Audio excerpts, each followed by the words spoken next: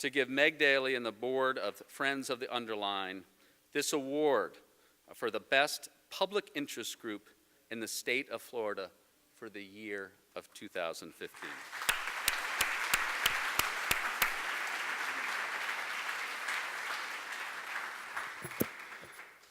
Thank you, Matt. And before I give this this award, this is a very well-deserved award. I have to say that this basically started with a vision of one lady that came to see us at County Hall and said she had a great idea of how we can revitalize and utilize an underutilized asset, which is the space underneath the Metro Rail in that corridor. And right now there's an M path there, not much else, and how it could become a great public space. And it didn't take much for her to convince us at County Hall that really something that we need to do. And so it's going to be a lasting legacy, not only of hers and the Friends of the Underline, but also a lasting legacy that we can give to our children and our grandchildren. And when they look back on the Underline and what it will look like and what will be in the future, you know, I think that I will be very proud to say that I had, you know, a small part in it. And it is a small part. All I have to do is say yes to Meg every once in a while. And believe me, it's much easier to say yes to her than no to her. And so for me, it's almost a matter of self-preservation. And so on behalf of the APA Florida, I want to give this Florida chapter of the American Planning Association. It is indeed my pleasure, Meg, to give you this plaque and this honor as the Friends of the Underline have been named the outstanding public interest group in the state of Florida for the year 2015. So, Meg, congratulations. One of very, very many.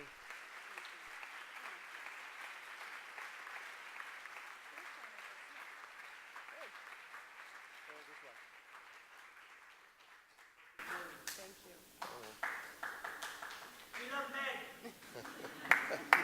So do we.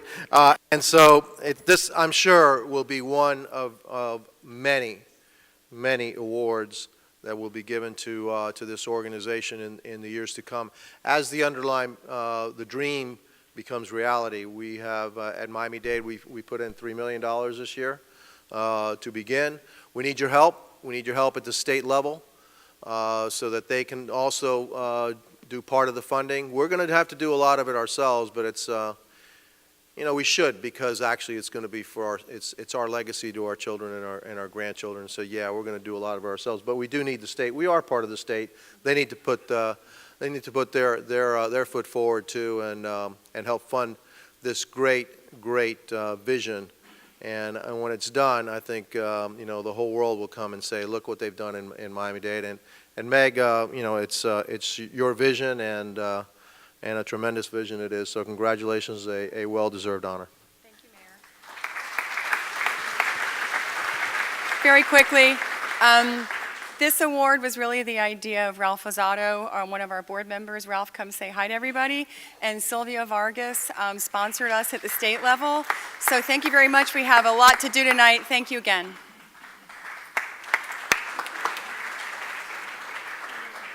Awesome. Perfect way to start with an award. That's so, I can't tell you, right? Watching the leadership of Meg is just, it is an amazing thing to watch, and for each one of us, I guess, to play a small part in helping her vision become reality. Couple quick things. If we do have a full house, if there are any empty seats, if you could please identify them. We've got a couple here. For those, in addition, we do have seating outside if we actually do get completely filled up. But please, let's try and help everyone find a seat if there is an empty seat left here in the house. With that, would like to turn to Mayor Jim Cason of Coral Gables for some brief remarks. Mr. Mayor.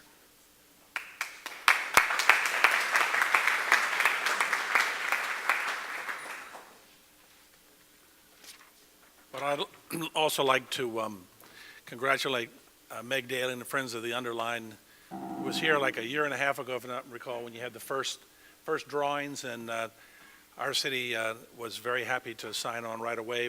We think it's a wonderful project, and we put our money where our mouth is, and we're going to be willing to contribute as we move forward and as we move from design to a reality. This project is really a transformational project for Coral Gables, and not since the days of George Merrick has such a comprehensive project been undertaken for the US 1 Ponce Corridor. In 1925, George Merrick unveiled his plans for the corridor as part of an ambitious urban planning scheme for the University of Miami and the Riviera section. He called the 3-mile stretch of roadway the Grand University Concourse, and he described it as a magnificent white way, 300 feet wide, landscaped, turfed, and beautified, and the most imposing thoroughfare of its kind in the world. The Underline, like Merrick's Grand University Concourse, is bold and visionary. It's a project that has already attracted national and international attention, and it will greatly advance aesthetics and property values in Coral Gables by providing high-quality, landscaped, open space throughout the heart of our city. The Underline advances multiple goals of the city's adopted comprehensive plan, as well as our new bicycle pedestrian plan, by providing a major north-south multimodal connection through the heart of Coral Gables. The Underline enhances the city's goal of connectivity by providing a high-quality bicycle and pedestrian trail that connects to major employment centers, shopping districts, and civic locations, including the Red Sunset Commercial District, the University of Miami, the Merrick Park Shopping District, and 5 major public schools. And the Underline supports the ridership of both the Metrorail and the city's trolley system by providing a safe, attractive, and enjoyable bicycle and pedestrian path that connects transit stations to final destinations without the need for a car. So with this project, we have a wonderful opportunity to enhance mobility, environment, health, aesthetics, and property values in Coral Gables, all issues of great importance throughout our city's 90-year history. As a result of this effort, US 1 can be transformed into the beautiful boulevard that George Merrick 90 years ago dreamed of, and that all Coral Gables citizens can be proud of. So count us as a supporter throughout this whole project. Thank you very much.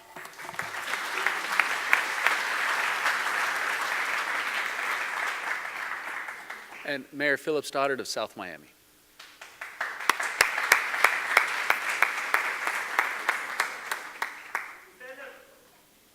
Thank you. I biked up here on the Empath, and I'm still too hot to put on my silly jacket. How many of you were out on the Ludlam Trail ride for the first time this past weekend? Got a bunch of you. It was wonderful. It was a transformational experience. How many of you biked here tonight on the Empath? A few of you. You're the guy who keeps passing me.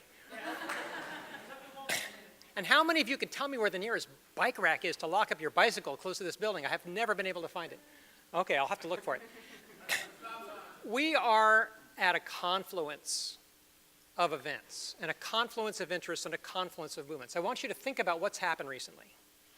So, our awkward, some places ugly, some places dangerous Empath is undergoing a transformation into a world-class linear park. This will be the culmination of the East Coast Greenways, or close to the culmination of the East Coast Greenway, a bike trail that runs all the way from the top of Maine down to Key West. But this, everybody agrees, is going to be the longest continuous section and probably the most beautiful continuous section. What a wonderful transformation we're looking at.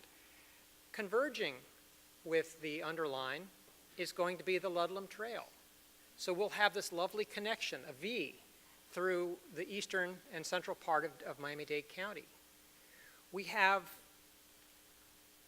well, the mayor has just left, but he's gotten the point that we have to do something important about public transit. And he's appointed a new transit director, and they're going to be putting new money into public transit in Miami-Dade County. A tremendously awkward experience right now. Everybody agrees it can be improved and needs to be improved.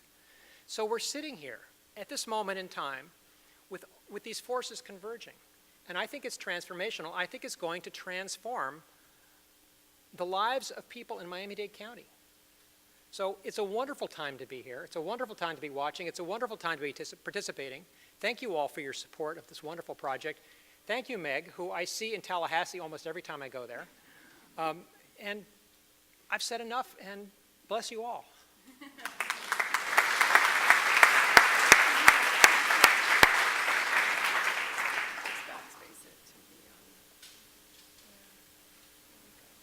Yep, good.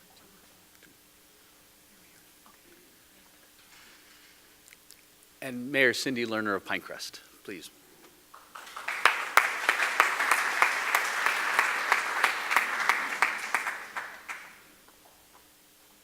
Good evening. I'll be quick because I know we're all anxious to see the presentation. I too want to congratulate Friends of the Underline, the leadership of Meg, and the investments that Knight Foundation has made to make all of this possible, as well as what I hope will be just an initial investment and further investments from Miami-Dade County. It is not just those aforementioned, but all of you and everybody who's written a letter, signed a petition, picked up the phone, sent an email, that is what has made this the movement that's going to provide us with the connectivity that I think we all envision and we're all so excited about. I also want to challenge you all, though, because a couple years ago, as a representative of the Miami-Dade League of Cities, I was appointed to the Miami-Dade County MPO Long-Term Transportation Planning Committee. That's a mouthful. And it was one of the most horrifying experiences that I've ever had, because it was meetings every other month or so of only bureaucrats. I was the only elected representative in the room, and everybody else in the room was a bureaucrat.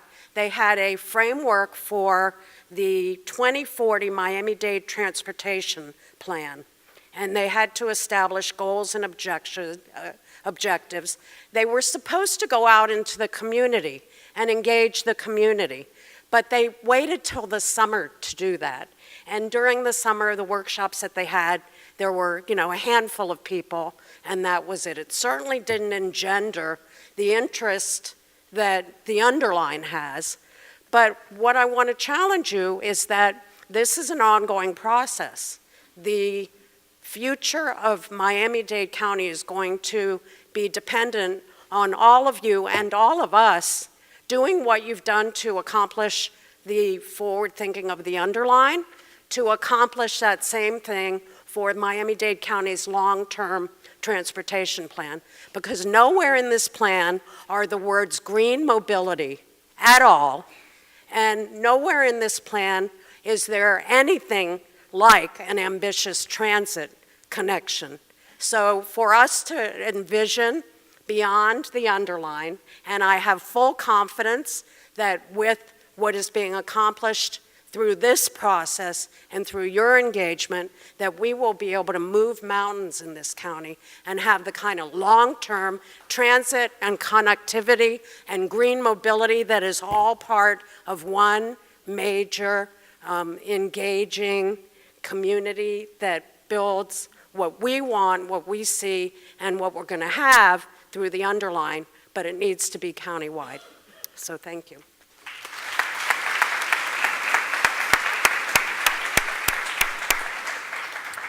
And last but certainly not least, our host this evening, the Dean of the UM School of Architecture, Dean Elcory.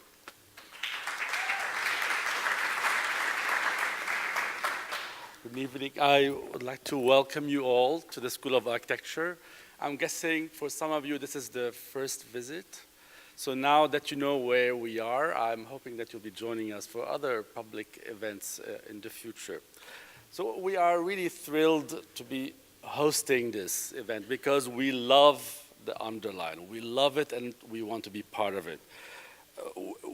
We love it because with all that it brings, and you've heard now from 3 mayors about all the wonderful things that it brings, it aligns perfectly with our mission, our commitment to community engagement, to an active role in shaping our city with impactful and relevant intervention. We love it, we want to be part of it because it aligns with the vision we have for a better Miami. So we were there actually from the very beginning with the work of Professor Cheo and his students who produced these amazing images of the Underline and sparked the imagination, giving shape to this project in its infancy.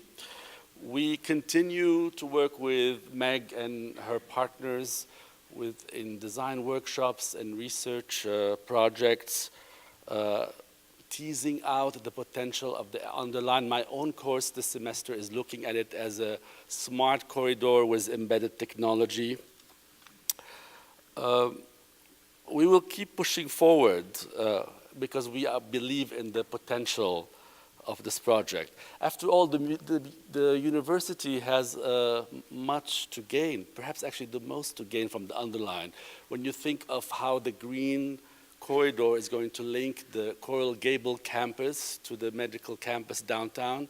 Also, one of the demonstration projects is right at our doorstep, providing the kind of the urban, vibrant context that we're missing at the gate of the university. This is just two of the many perks that we get from the Underline. Again, I can't think of a better conduit for the energy and the aspiration of our students and faculty. We are happy to be joining in this effort and are committed to assist in bringing it to life. Thank you for joining us tonight.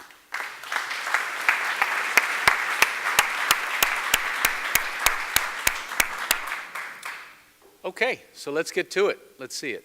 We're going to go through a presentation, and then we'll have a question and answer.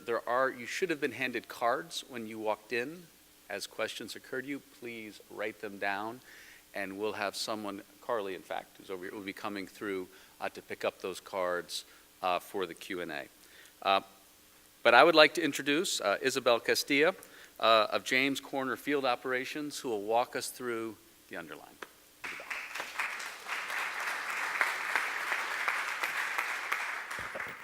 Thank you everyone for being here with us tonight.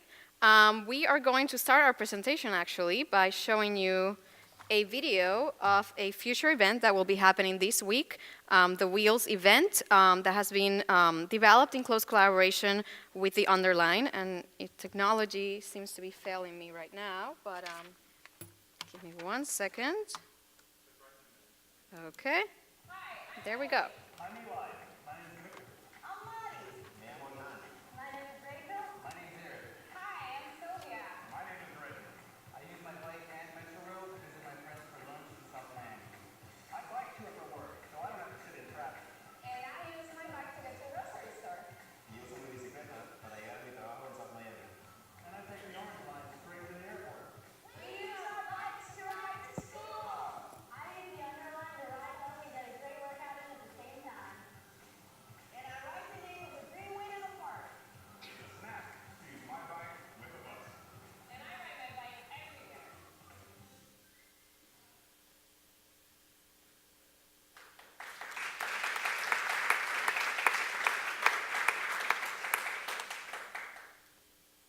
Okay, thank you very much. So without further talking, we're going to get straight to the point and talking about presenting to you the final master plan for the Underline, and also as well 2 ideas for demonstration projects at Brickell and UM. Before I start, you should all have received some blank index cards. These are to obtain your feedback on the project. So please, as you write it, include your name, the city or neighborhood where you live in, and your comment. Carly will be walking around the room collecting the index cards, and as we mentioned, we'll be reading some of your comments and answering your questions following the presentation. So to start with the presentation, we wanted to frame what is the Underline as a project. The Underline covers 10 miles of path, starting from the Miami River and coming down all the way south to Deadland South Station. It runs directly underneath the Metro Rail, connecting to 8 of the stations along the Metro Rail. It covers 3 municipalities and many other neighborhoods, creating a very, basically a spine that connects this part of Miami together. But in the end, it's one line. So we really, as we started the project, wanted to ask ourselves, what is this one line? What does it mean for all of these people that basically crosses through today? And how can we design a park and a trail for everybody at large? So we began the project by stating, what was the basic premise of what we were designing. The Underline will be a multimodal corridor, Miami's signature linear park, and an urban trail. But what else could it be? We asked that question to you, the public, along 2 different sets of public meetings. The first ones were held in April 16, 17, and 18, starting actually in this very place in the room next door, where we had a series of boards, maps, and different interactive tools that allowed us to ask you what you wanted the Underline to be, how did you want to use it. And then we presented some initial ideas, again, on another set of public meetings in June. The work I'll be presenting to you today is basically the conclusion of gathering all of that feedback from all of you and hopefully creating a park that balances all of your aspirations, creates consensus of what the Underline should be, and really frames the vision for the future of this park that will be your park. These are some boards that we collected from our first set of public meetings, where we asked some key questions that we wanted to know that will guide our design through the project. The first one, themes. What would most attract you to the Underline? Even though we interviewed a lot of people, there were 4 themes that seemed to draw the primary interest from everyone. Ecology and natural habitats, arts and culture, health and fitness, and green technologies and sustainable initiatives.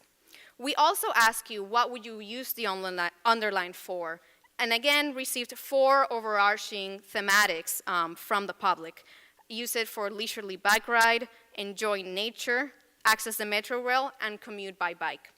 So based on those answers, those keys that you gave us, we started developing the master plan and presented some initial ideas to you in June.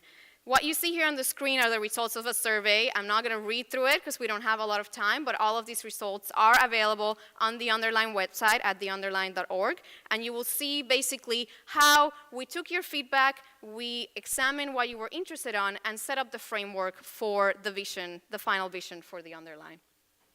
So looking at all of your feedback, we've established that the Underline has the opportunity to become a native habitat corridor inspired by the South Florida and Miami region. It is a central spine in a network of regional trails, both existing and proposed.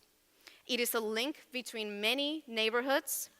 It is an alternative mode of transport that can combine safe areas for riding bicycles and walking with Metro Rail, bus routes, and trolley routes.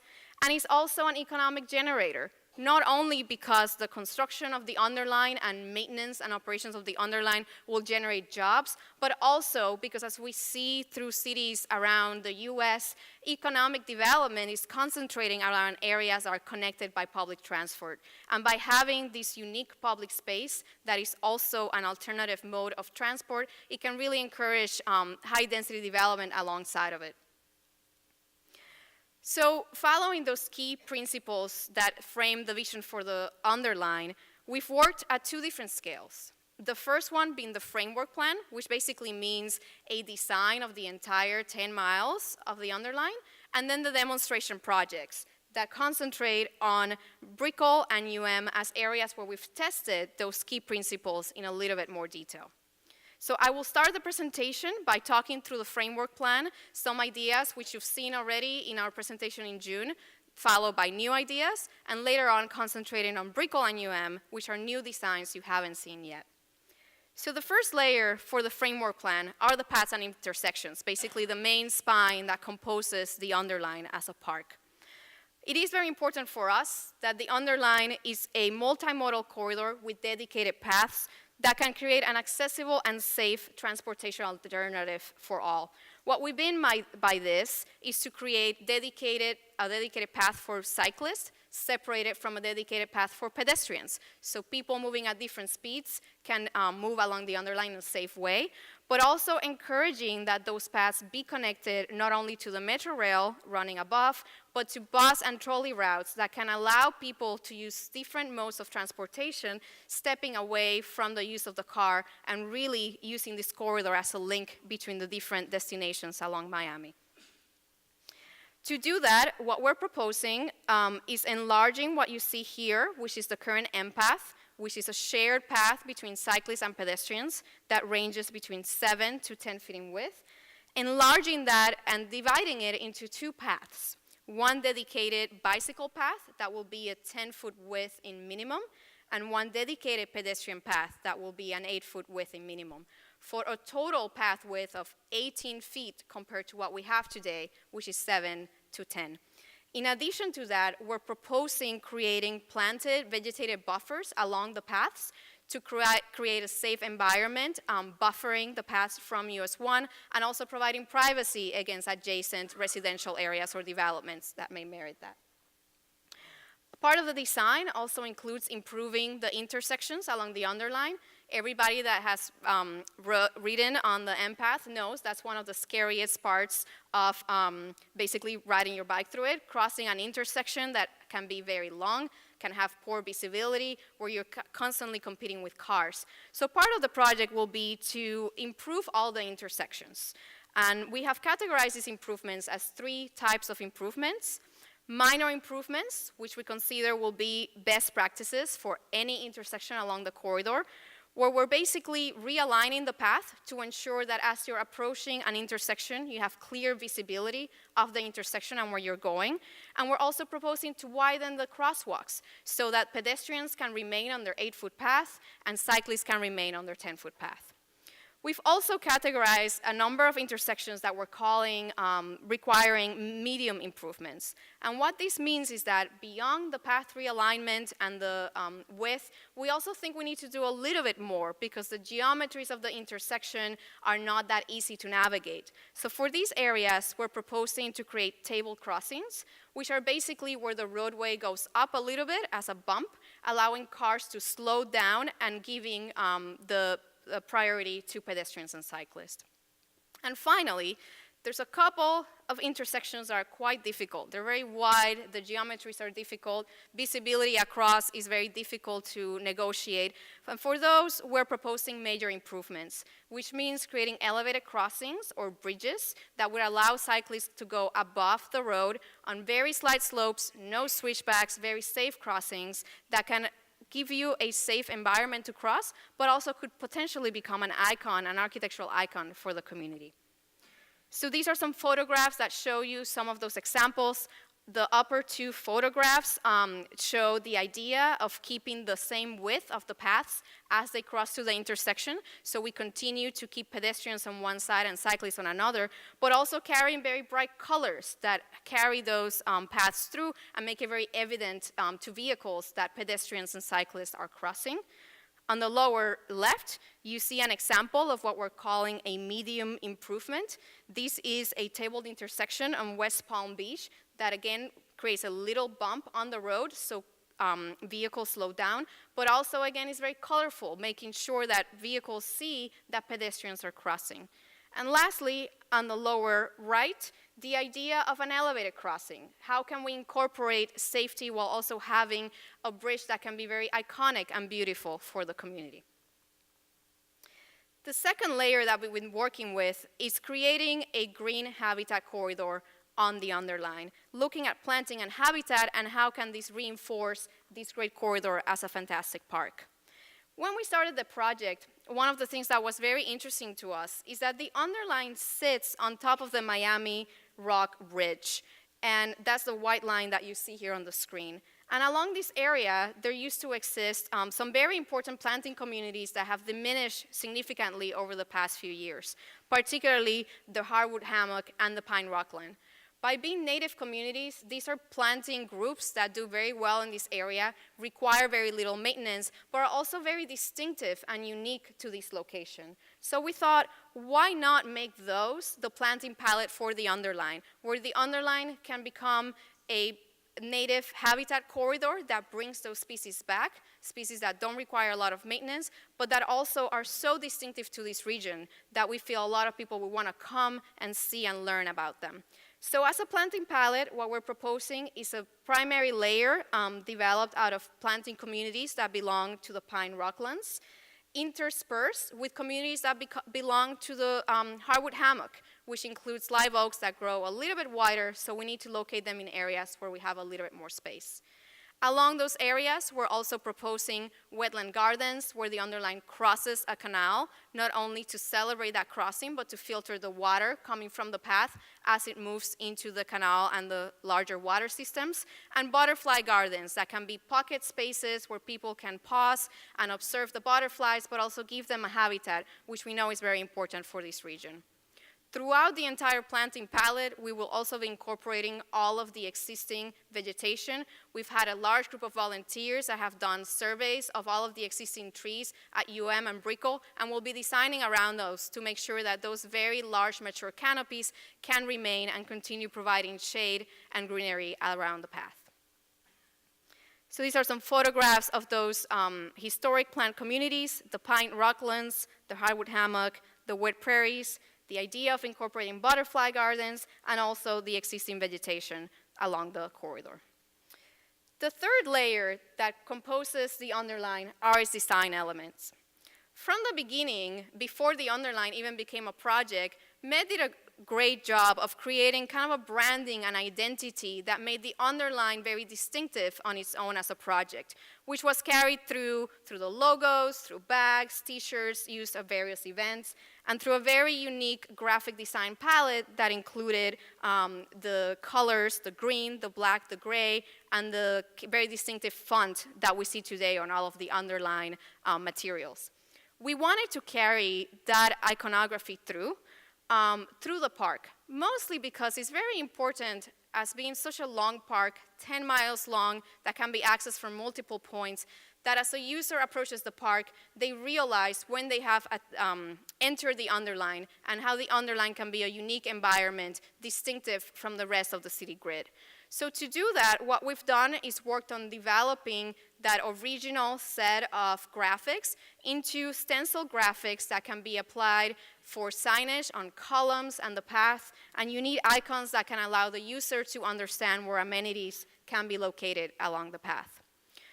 Also, knowing that the main and primary use of the Underline will be for cycling, we were very inspired in bicycle tires and how different tires of different sizes and uses, road bicycles versus mountain bicycles, all have very different geometries and have these very different traces along a trail. So we were inspired to use some of these geometries to create a unique set of custom elements for the Underline that would be basically the branding and the identity for the project throughout its 10 miles. Now, one thing that's important to note is that the Underline as a bicycle and pedestrian corridor does need to meet certain safety regulations that come with orienting its user on where to go, where to ride, where not to ride, etc. The Underline also crosses a number of streets that have their own safety regulations and how vehicles kind of interact with pedestrians and cyclists. So in order to create this unique environment, what we've established is that, if you see here, this is an elevation of the Underline. Let's take it, this is a typical street where the Metro Rail crosses. On the left side, basically from the first column onto the street, is what we're calling the cross street right-of-way, meaning all of the typical signage and graphics that you see on a cross street will remain within that area. As soon as we cross what we're calling the Underline right-of-way, past the first column into the corridor, is what we're calling an area that will have custom signage, custom benches, furniture, lighting, that will really make it evident that you have arrived at the Underline, which is a continuous park.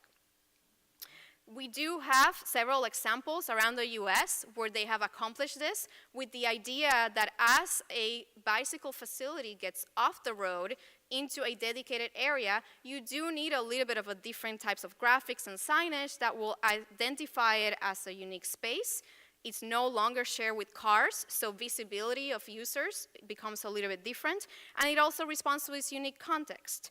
So here we see an example of a similar project in Indiana, the Indiana Cultural Trail, which crosses several dense city neighborhoods, and you can see here how they have incorporated unique graphics to help their users and guide them through the way the park is used. This is another example in Portland, Oregon, Southwest Moody Avenue, where again, this is a very complicated bike and pedestrian corridor that not only crosses many intersections, but is also crossed over by different trolley spaces, as you see on this image. And they have incorporated unique graphics, unique ways of painting the path to make sure that users all understand where they're going and to create a safe environment. So to that end, what we're proposing for the Underline is that we clearly demarcate what is the cross street versus what's the entry to the park along its different intersections. We'll do that by incorporating a large sign that says the Underline on the first column as you approach the intersection, but also by incorporating a sign that collects all of the other basically routes that the Underline belongs to, the M route sign and the East Coast Greenway sign. Along the corridor, we'll continue having different wayfinding devices using the columns as the main canvas for those. These will range from the sign that indicates the Underline to signs that indicate directionality, whether you're heading south or downtown as you approach the corridor from multiple areas. We will also propose to use the columns as a canvas for art, where we can invite local artists to create installations that can be changed over time, but will allow visitors to see something different when they use the Underline. Use the columns as interpretive signs, as an opportunity to provide the history of a neighborhood along the column, as mile markers where different users that are using the Underline for running or exercise can pace their way through with mile markers incorporated on the columns. And finally, as areas where we can show you where the nearest amenities are, such as bicycle parking, bathrooms, etc. Along with the idea of using the Underline columns to mark different guidelines for users, we also wanted to do something special with the path. What you see on this image are the typical path markings that you see along any street, where the different lanes are demarcated by a solid yellow line, and where we have bicycle symbols indicating direction. These are elongated and actually very far apart because they were originally designed and engineered to be perceived from a vehicle. Understanding that the Underline will not have any vehicles within its corridor, we would like to create unique markings that not only highlight directionality, which way each path is going, but can also incorporate information, local information about what destinations are nearby. Instead of using a solid yellow line to demarcate the two paths, we're proposing using a green line that not only is green because of the Underline, but green is also a color that's being used constantly now to demarcate bicycle-dedicated facilities. In that way, identifying the Underline as a unique space, not for vehicles, but for pedestrians and cyclists.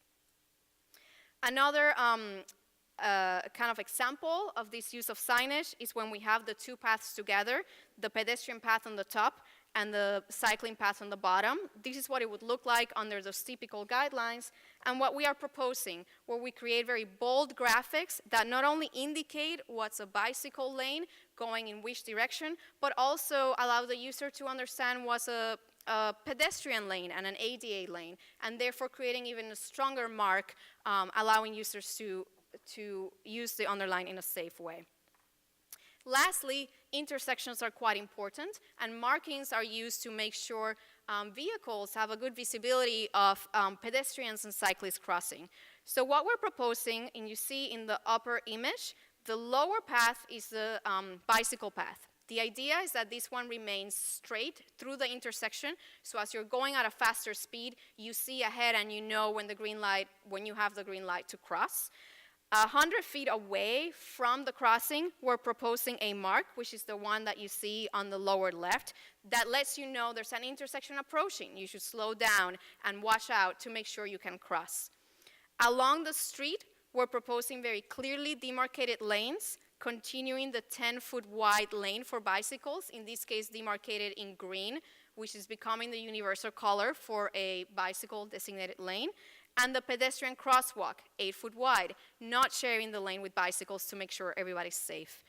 As we approach the other side, we're also clearly indicating what the lanes, the directional lanes for bicycles, for pedestrians, and for ADA accessibility to make sure everybody knows which way they're going as they cross the intersection.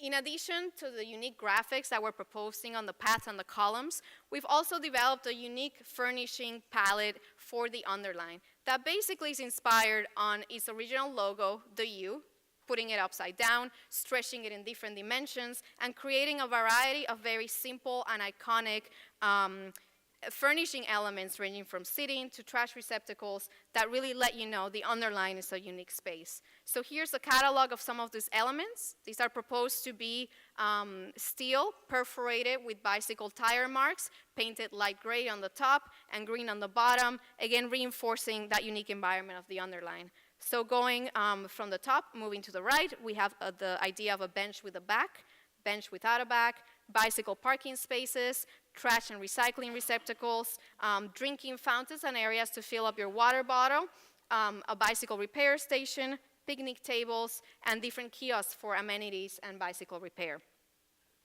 In addition, we're also proposing lighting the path. The M path currently does not have lighting. It is very important for us that as the Underline becomes a node and a connective tissue for the city, that the path is safely lit at night. So what we're proposing is establishing light posts on either side of the path, so both paths are safely lit. The illumination will go down onto the path and will not spill over onto the sky or adjacent properties to respect the context that we have around. And we're also proposing uplighting the columns so that whenever there is a sign that indicates a direction or an amenity, you can see that at night as well and orient yourself along the corridor. So here we see a photograph of what the typical corridor looks like today. Some existing mature trees, but not a lot of activity along the space, and what it will look like tomorrow with its widened paths, the 10-foot wide path, unique graphics that indicate both directionality and amenities, native vegetation to make it a lot greener, pockets for benches, and at night, the very soft glow of light that will create a safe environment while not polluting the areas around it. Another part of the framework plan is what we're calling the character zones. And what we mean by this is that along the 10 miles of the corridor, there will be many people that will be using it to get from point A to point B, but we also want to create areas where we can have amenities that can become destinations for you, your friends, and your family to come and spend a little bit more time on the Underline. A lot of the destinations and programs that we're proposing here came from your feedback from the public meetings, so we hope you really see some of your ideas reflected here. What we've done is created 4 major thematics that will articulate the corridor as you move through. These include starting from Brickell, moving south, nature and play, arts and craft incubator, green tech, and active recreation. And within those thematics, we have identified a number of areas, each around half a mile long, that will include all of those different amenity spaces, program spaces as destinations along the Underline. So I'm going to take you on a walk through some of these spaces using renderings of before and after for ease of understanding where you are. Starting from the north, what we're calling the Brickell Backyard. This is an area that expands from the Miami River to southwest 17th Street. And what you see here on the image is the area directly south of the Brickell station, where the Underline corridor runs through the middle of the columns. And what this area can be tomorrow, with a widened path with dedicated areas for pedestrians and cyclists. You see here on the column the idea of the interpretive sign talking about the history of Brickell. The area where we right now have a very iconic oolite outcrop is now vegetated with native planting that kind of highlights that environment and the fact that the Underline sits on the Miami rock ridge, but also the incorporation of different areas for activities. In this case, a rock climbing wall that echoes that idea of the oolite rock ridge and provides an amenity for the residents of Brickell. Further south is what we call the Hammock Trail. This is the area between Southwest 17th Road all the way up to the Vizcaya station. And this photograph that we see here is taken on the corridor directly adjacent to Simpson Park, which has one of the current remnants of the hardwood hammock. So taking advantage of the fact that the corridor is a little bit wider in this location, it goes up to about 100 feet in width, we're proposing expanding that vegetation of the hardwood hammock out to the corridor, so we create a joint relationship with Simpson Park, and establishing areas for playgrounds for children that can be used, built using natural materials, so we further encourage that idea of the native habitat and play along the area. Further south is what we call the Grove Gallery. This is the area between Southwest 24th and Southwest 31st Street. And this image that you see here is the M path running along an area that we think has a lot of potential with businesses that have frontages to the park. In this particular case, this is the Daily Bread. And what it could be tomorrow, where the incorporation of the park can allow a lot more users to encounter those businesses. Those businesses could potentially open their doors to the Underline, having a double frontage, and really creating a porous relationship between the park and adjacent businesses. At the same time, you'll see on this image how we're proposing using the columns as a canvas for art that can change over time and create another layer of interest for visitors of the project. Further south is what we call the Douglas Bird Triangle. This is located between Bird Road and Southwest 38th Avenue, and this actually marks the center point of the park, the 5-mile mark, as we would say. So for this area, we're proposing examples of incorporating amenity kiosks. This is a kiosk where you can have a bicycle repair shop. Cyclists can stop here, exchange information, reference themselves on a map, use it to add air to their tires, repair their bikes, and continue along the corridor. Further south, the University Colonnade, where we are today, between Stanford Drive and Southwest 37th Street, currently is mostly encompassed by a parking lot.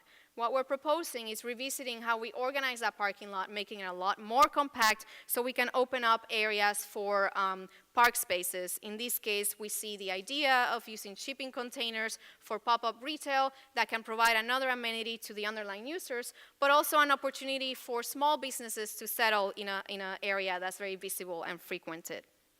Further south, what we're calling the South Miami Gardens, located between Southwest 72nd Street and Southwest 62nd Avenue. This is an area where we do have a lot of institutions, such as the South Miami Hospital, that have expressed interest in partnering up with the Underline to create spaces for the public and spaces for outdoor recreation. And what we see in this image is a garden that belongs to the South Miami Hospital that they have offered for us to be able to extend the park into it, creating a space where we can both have opportunities for patients of the hospital to use the park and park users, vice versa, to come into a garden, a healing garden that can provide another level of interest to the park. Finally, all the way south, what we're calling the Dateland Trail Connect, located between Snapper Creek Expressway and Southwest 88th Street. This is the one part where the corridor becomes quite wide, up to 150 feet in width. As you see from this image, quite different from what we've seen before. But it's also an area where we do have a lot of existing and future proposed trails meeting the Underline. So we see this area as an opportunity to really reinforce outdoor recreation and outdoor activities with fields for soccer, basketball, volleyball, areas for outdoor exercise, and very strong connections to those different existing trails. So that, in a very fast way, summarizes what is our design proposal and vision for the 10 miles of the Underline. As I mentioned in the beginning of the presentation, part of our job also included testing some of those ideas in a little bit more closer detail on 2 locations, at Brickell and UM. So what I'll present to you now are the preliminary designs for those areas. Again, bringing back the map, we see Brickell, the Brickell area, located all the way on the north end of the Underline. These designs encompass both the Brickell backyard and the Hammock Trail for the design of 3/4 of a mile of park, and then what we're calling the UM Colonnade, which is a mile-long park along the University Station. So starting with Brickell, what we see here is a diagram that starts to identify a series of program spaces along Brickell. On the right, you see the Miami River, and in bright blue is what we're calling the first space along the Brickell area, which is the River Room, an area where the Underline terminates against the Miami River and has the opportunity to connect with the Miami River Walk to areas further west and downtown. Followed by that, what we're calling the picnic pockets, an area where we take advantage of the great existing and mature vegetation with areas for picnicking for the different families at Brickell. The gym, located between Southwest 8th and Southwest 9th Street, an area where we can have outdoor flexible courts for recreation. At Brickell in particular, what we heard from a lot of you is that there was a lot of need for places to go out and hang out, to walk your dog, to play basketball, to use picnics. So this is what we're proposing in this area in particular. Moving further south, we have the area around the station, which we're proposing to enlarge significantly to basically take on the large amount of people coming back and forth from the station, connecting to the buses, parking their bikes, and really create a space that gathers everybody. Further south, the Oolite Room, the area where we're proposing highlighting the Oolite outcrop with a series of climbing walls and native vegetation. Further south, the Meadow Arc. This is the part that crosses over the Publix parking lot that's currently leased to Public, but it is part of the Metro Rail right-of-way. And lastly, the Hammock Play Zone adjacent to Simpson Park. So what I'm going to do now is I'm going to show you a series of detailed plans that walk you through this project of the Brickell Backyard and a series of images and sections that further describe what we're proposing for each area. Along the Brickell Backyard, in its majority, we're proposing locating the bicycle path on the west side of the corridor along Southwest 1st Court. So that's what you see here in dark blue. And locating the pedestrian path on the east side of the Brickell Backyard along Southwest 1st Avenue. In this way, creating a safe area for cyclists, a safe area for pedestrians on Southwest 1st is where we have the majority of the bus stops coming back and forth, so it makes sense to have the pedestrian path there. And in a way, carving out spaces in between for those different amenities and activities that I mentioned. So moving from the right side of the image to the left, we have the Miami River, the idea of the River Room with an Oolite outcrop and sitting steps looking out to the river, and the path extending out west to connect with the Miami River Walk. Further south, then we have a dog park between Southwest 7th and 8th Street. This is a section through the River Room where, again, you see the idea of having the main space be located in the center of the corridor underneath the Metro Rail Guideway and a pedestrian path on the east side and a bicycle path on the west side. A photograph of the space today as it kind of dead ends against the Miami River, and a photograph of what it could be in the future, where we're creating a series of sitting steps that allow people to pause, sit, and enjoy the views of the Miami River. We are keeping an existing proposed plaza that's been built now that will connect out to further areas along the Miami River Walk. We see the bicycle path in the foreground connecting west to all of those other trails, and a picnic area right behind that combines a lot of that existing mature vegetation with new native plantings. Further south, these are the picnic pockets. Again, the idea of creating that amenity space in between the pedestrian path and the bicycle path. Moving along south, along Southwest 7th Street, the idea of creating a dog park along the corridor where we actually do use some of that existing Oolite to create areas for dogs to exercise and again make the design very unique to this particular region. Moving further south here, we have a plan that is in the area between Southwest 8th Street and Southwest 10th Street. In orange on the right side of the plan, you see what we're calling the gym, an area with outdoor courts, volleyball courts, basketball courts that can become an amenity for the community. Again, the bicycle path remains on the west side and the pedestrian path on the east side. And then past the orange area in the middle of the image, you see what we're calling the station plaza. The idea that we're enlarging that existing plaza to provide more areas for sitting and waiting for your bus, for the Metro Rail, or to meet a friend, and also adding a lot more bicycle parking spaces that we know are highly needed in this area. This is a section through the outdoor gym.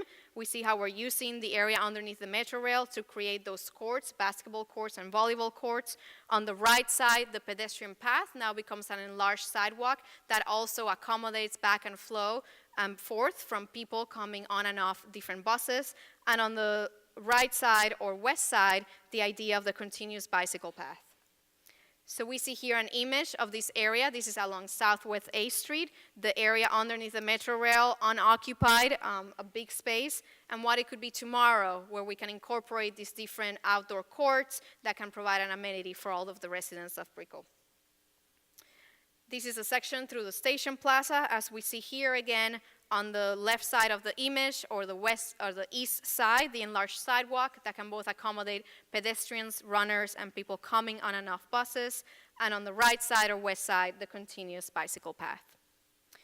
As we move further south past the station, we enter that area that right now has that oolite outcrop.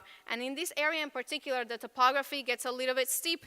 We get higher as we are on the path, and the sidewalk along Southwest First Avenue is lower. So to negotiate this topography, what we're doing is then combining both paths.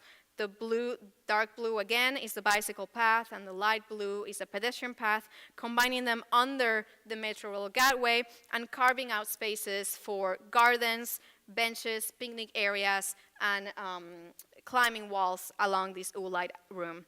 So again, we see here the section locating both paths in the middle of the guideway, and you see here on the right side of the image how it drops down onto the street and how we're able to accommodate climbing walls for the different residents of Brickell to come out and enjoy the outdoors.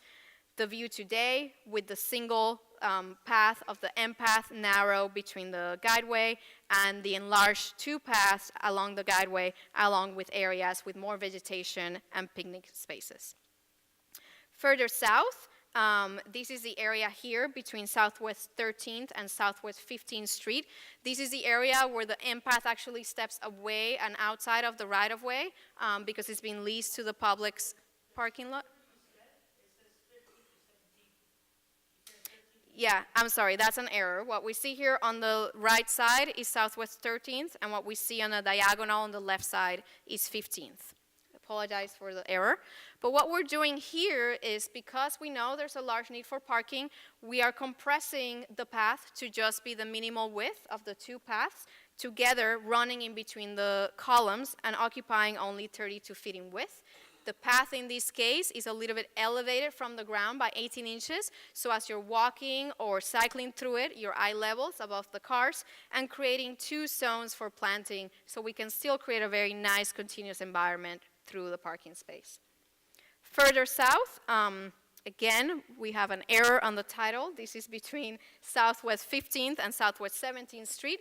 This is the portion where the corridor becomes a little bit wider, adjacent to Simpson Park, which you see on the bottom left-hand side of the image.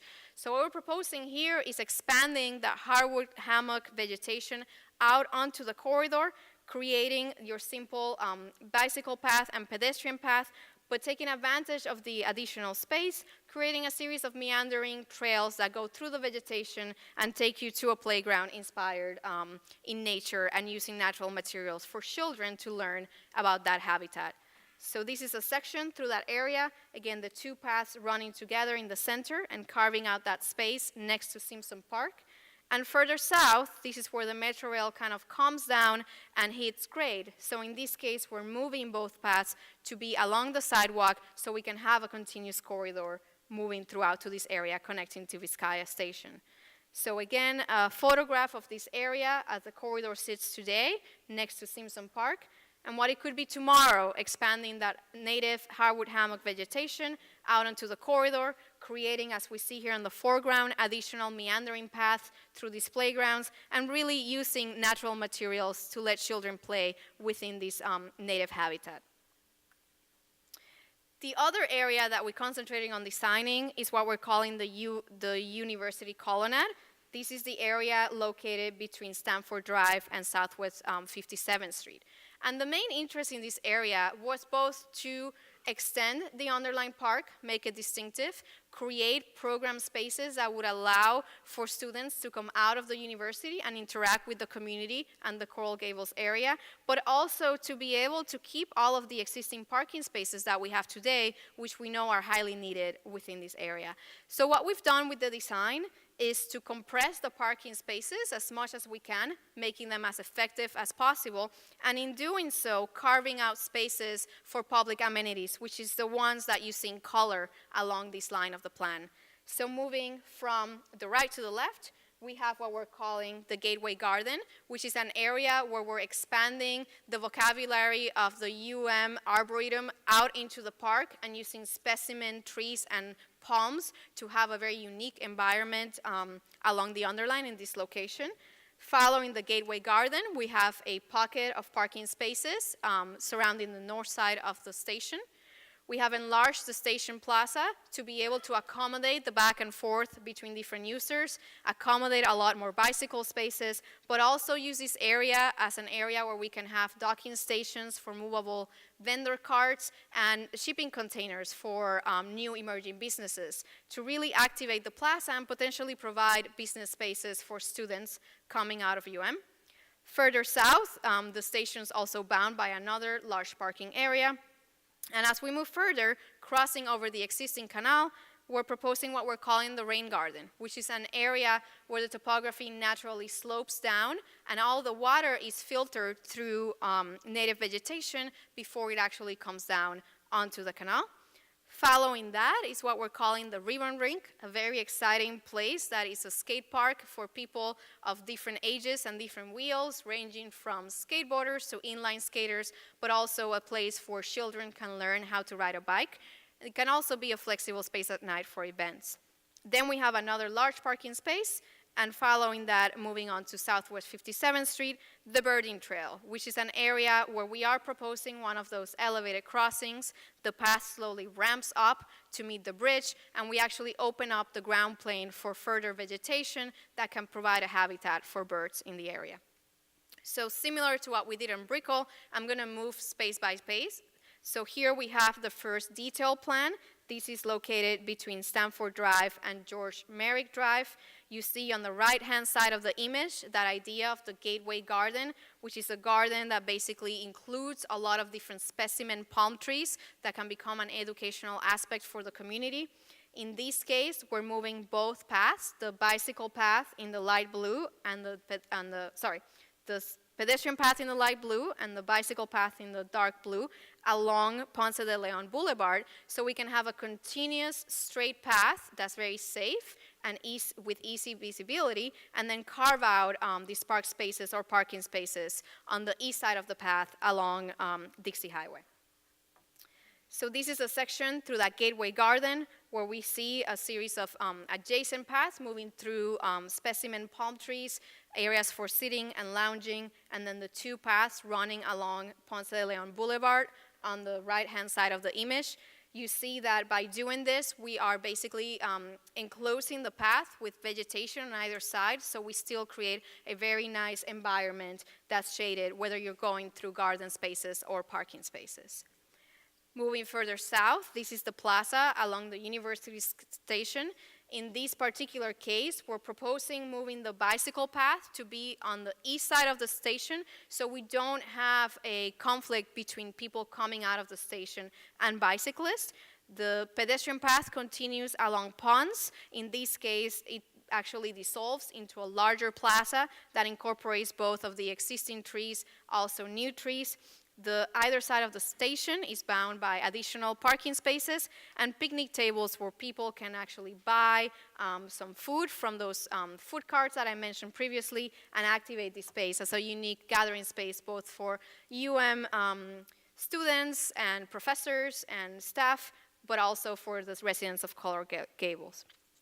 So this is a section through the station. We see here on the right-hand side of the image, we're preserving those existing trees, but rearranging the plaza for ease of circulation. And you see on the left-hand side of the image how the path has now moved to be along Dixie Highway, avoiding conflicts between pedestrians and cyclists.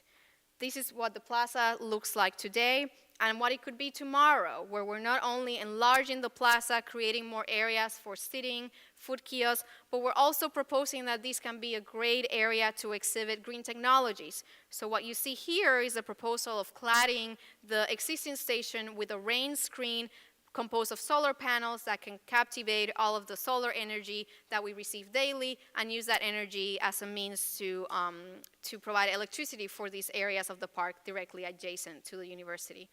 We also see this as a great opportunity to collaborate with the different engineering and architecture programs of UM that has always supported this project and really bring to display some of those new technologies out to the public. At night, this facade can be very creatively lit to create a unique architectural icon for this particular part of Coral Gables and the Underline. Further south, moving beyond the University Station, we have the two different park spaces that I mentioned previously. On the right-hand side is what we're calling the grain garden. The idea here is that we use a lot of native plants that can collect and filter water. So all of the water that's coming from the path is filtered before it moves on to the canal that sits underneath. And the ribbon rink, an area for skateboarding and inline skating. Again, in this area, both paths now come together along ponds, the pedestrian path adjacent to the road, the cycling path between the park spaces and the pedestrian path, and carving out those two unique spaces for events. So we see here a section through the rain garden, how the topography becomes lower to filter the water. This is an image of that space today, which is mostly a parking lot, and what it could be tomorrow, where we can create a very nice garden with native vegetation, but also carve out spaces for potential performances, where some of the different events that happen at UM can actually come out, activate the underlying space, and create a better engagement with the adjacent community. This is a section through what we're calling the ribbon rink, that skate park that I mentioned. The area today where basically the end path goes between the columns of the metro rail and what it could be tomorrow by moving those paths along ponds. I've been able to carve out this space where we can have activities for people of different ages to use the park, different means of wheels, skateboarding, inline skating, learning how to ride a bike, but also creating a flexible space that at night can become a space for events where we can have a DJ, we can have dance classes, we can have rollerblading, and really bringing out the UM community and the Coral Gables community together in this particular space. Lastly, all the way south to Southwest 57th Street is what we're calling the birding trail. What you see here, the paths kind of split into two sections. On the lower hand side of the image, or the east side, the main pedestrian and bicycle path moves to the east and slowly rise up on a ramp to be able to meet a bridge that would allow you to safely cross Southwest 57th Street. Understanding that perhaps not everyone will be taking the bridge or that they're coming from a different direction, we're also proposing keeping both paths along ponds for a double crossing, one elevated and one on the ground. You see here a section of this area on the left-hand side of the image, that idea of that elevated bridge, and on the right side, the two paths continuing at grade. And finally, a rendering of the bridge where we safely can have our pedestrian designated path and our cycling path moving south, crossing Southwest 57th Street. But also, if you see on the background on the left-hand side of the image, the idea that this bridge can also cross over US 1, which we know is one of the most dangerous crossings in the area, and connect back to the Coral Gables community. So this is the end of the presentation. These are basically a summary of the slide of all of the spaces I just showed you, starting from the left on the Miami River at the northern terminus of the Underline, and moving all the way south to Dateland South, basically showing you the variety of spaces that, while the Underline main premise is an urban trail that can accommodate a safe place for cyclists and pedestrians to move along the 10 miles, is also a community space where we're providing a number of different amenity spaces, many of which came from your suggestions, that really becomes a neighborhood location for the larger Miami region. So thank you very much, everyone. Please pass along your cards.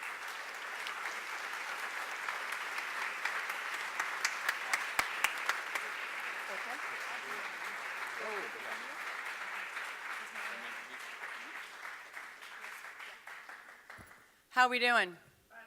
Everybody okay? I want to acknowledge everybody who's outside. Has anybody read all these articles about wheels this week and the Underline last week?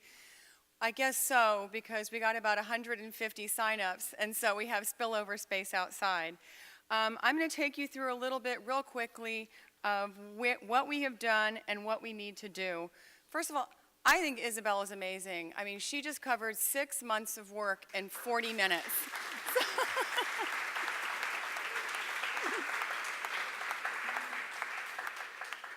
You know, why the Underline? I mean, we're all here, we're excited, we're talking about it, but the basic tenets that we're focusing on are economic impact, transportation. This is top of mind here. It's a big problem, and we want to be part of the solution.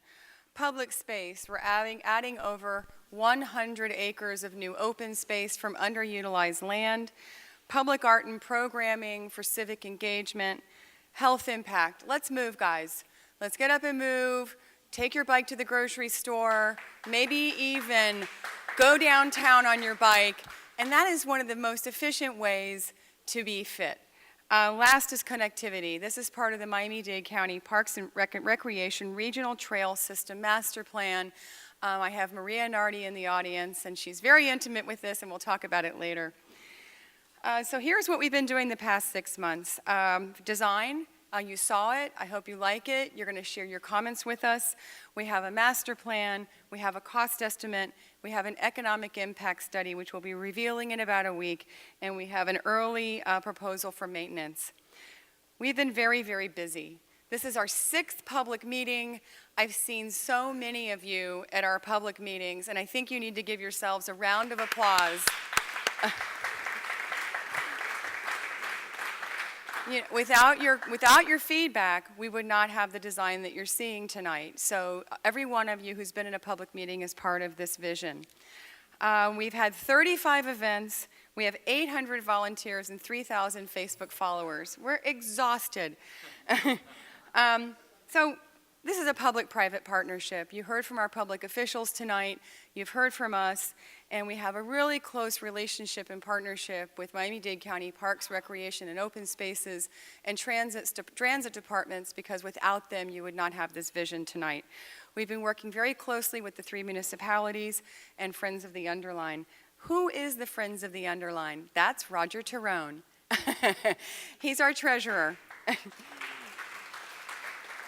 We have 18 board of director members. We have 8 subcommittees. We have one mission, and that's to build the Underline. How are we going to do it? First, we're going to focus on the Brickell portion, which was Brickell Backyard that you just saw. We've raised $5 million towards construction. We also have funding, which we completed for our master plan, which was supported by the Knight Foundation through a matching grant, the Miami Foundation, 3 municipalities, the Health Foundation of South Florida, and the Mitchell-Wolfson Foundation. The reason that is important is because the funding for the Underline will be like an onion. There will be many layers. And we've been working very closely with those organizations who are helping us support it, including the City of Miami and FDOT. Then we are projecting 5 additional phases to be completed by 2022, with a total cost of $80 million for the trail, $20 million for the intersection improvements, and $20 million for the destination parks, of which 80 we project will be from public funds and 40 will be from private. The reason that we're doing that is we think that everybody needs to have some skin in the game. This is going to take a village to build it and a village to fund it. So the economic impact numbers came in just recently. They're very exciting. We're producing jobs from both construction and operations. We'll have residential real estate appreciation for those properties directly adjacent. And there's currently $22 billion of new planned development within a 10-minute walk of transit. Why is that important?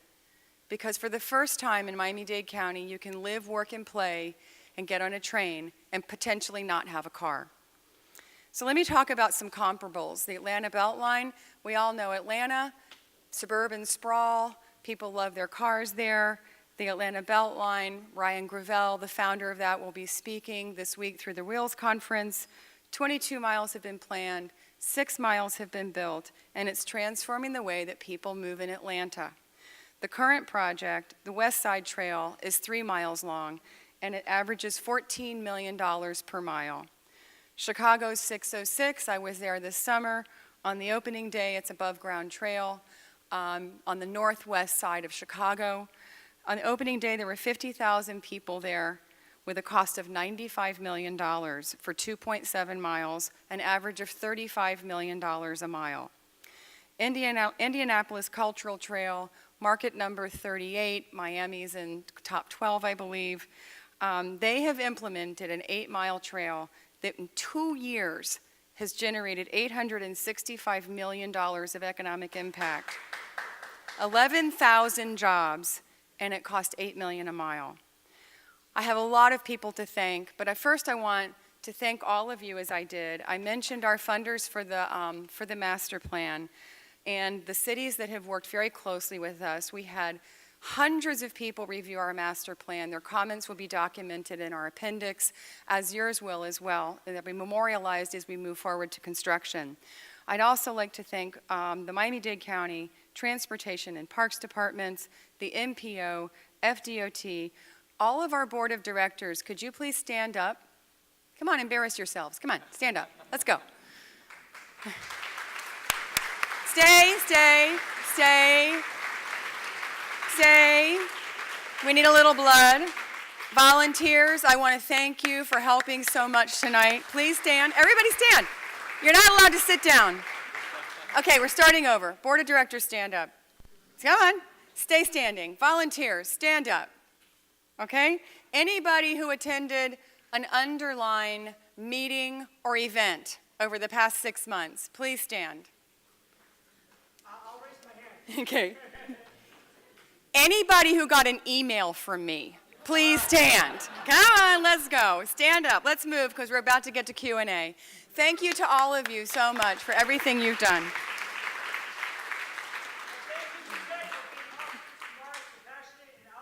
And Chauncey, I have to say that I'm responsible for that typo because I was the proofreader. I want to thank my mom. This is the first meeting that she's been to. My dad has been to all of them. My husband has been to all of them. And to Rocco Cheo, because without the design studio at the University of Miami School of Architecture almost 2 years ago, we never would have had the vision that we have today. So everybody give Rocco a round of applause.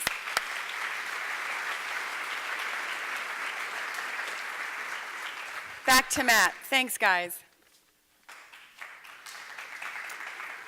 Yeah, that's a big hand for Meg, really.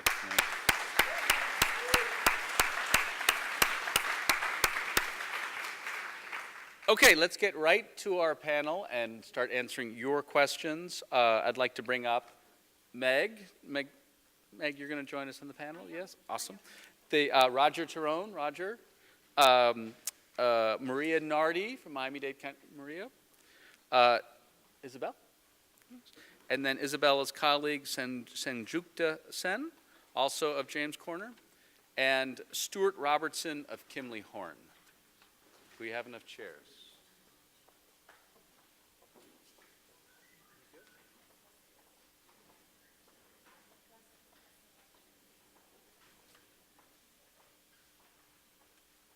Good.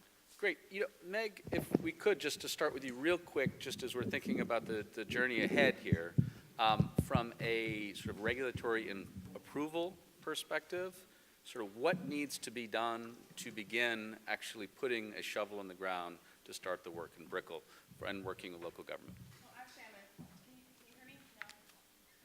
Can you guys hear? No.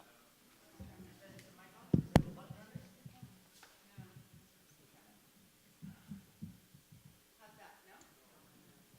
How's this?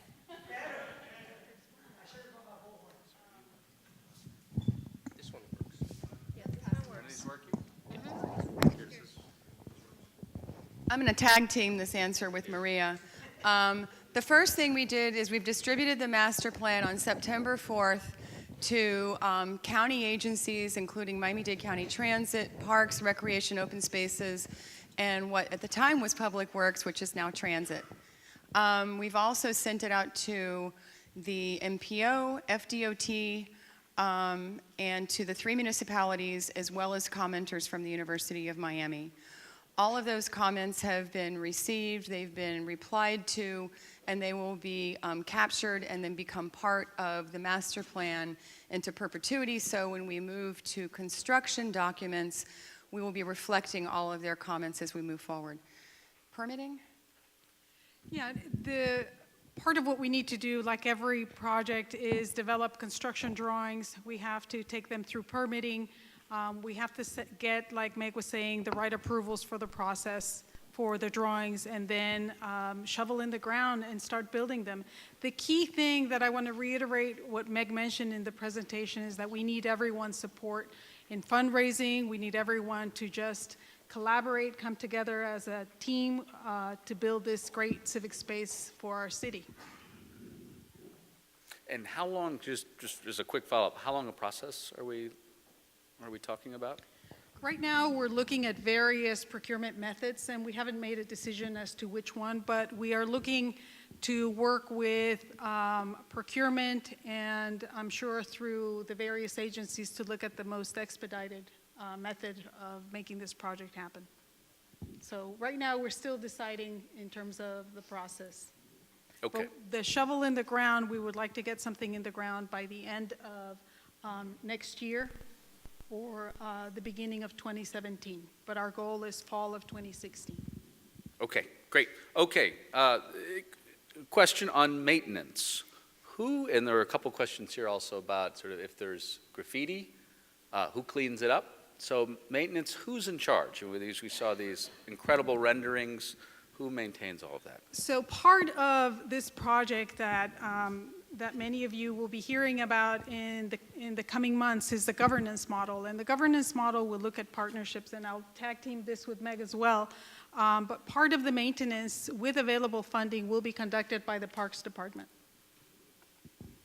The proposed governance right now includes representatives from Miami-Dade County Transit, as well as Parks, Friends of the Underline, and the 3 municipalities.